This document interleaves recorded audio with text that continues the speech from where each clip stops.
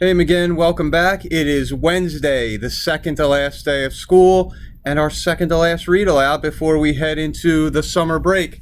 I'm so glad you've been with me all this year, and I really appreciate you taking the time to listen to some of our read alouds and to throw yourselves into books. And for today, we're going to do a fun little newer book that came out called Nothing Can Frighten a Bear. This is by Elizabeth Dale. Back a little there. Okay. Deep, deep in the woods with the moon shining bright, some bears snuggled up in their beds for the night.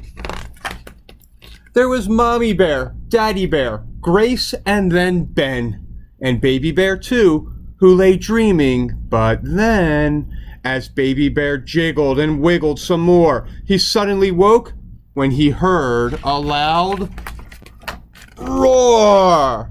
Help! Baby cried. There's a monster about. He's coming to get me. I just heard him shout. Don't worry, said Mommy Bear, stroking his head. There aren't any monsters. Let's go back to bed. But Baby Bear whimpered. How can you be sure? I can't sleep till I know what made that big roar. In that case, said Daddy Bear, grabbing a light, why don't we go looking for monsters tonight? You'll see that there's nothing so scary out there. And anyway, nothing can frighten a bear. So 5 bears went marching out through the tall trees when Mom heard a noise and cried, Everyone, freeze. So all the bears stopped. Could a monster be near? But out of the darkness there trotted a deer. You see, Daddy laughed, there's no monsters out there, and anyway, nothing can frighten a bear. The little bear said, we're as brave as can be, but no one saw Mommy getting caught in a tree. So 4 bears went striding out into the night when Ben saw a splash and squealed, there, on our right. They stopped where they stood on a slippery log, then out of the water there hopped a big frog. You see, Daddy laughed, there's no monster out there, and anyway, nothing can frighten a bear. Keep going, said Daddy. There's no need to scream. But no one saw Ben slip and fall in the stream. So 3 bears squelched on down a thick muddy track when Grace said, what's that? Someone brushed past my back. Perhaps it's a monster, said Baby. Oh no! But out of the darkness there swooped a black crow. You see, Daddy laughed, there's no monsters out there, and anyway, nothing can frighten a bear. They splashed and they splashed as they tramped through the muck, but nobody noticed that Grace had got stuck.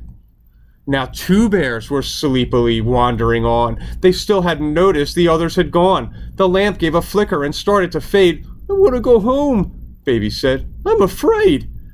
All right then, said Daddy. Let's get you to bed. There aren't any monsters. It's just as I said. I told you that nothing can frighten a bear.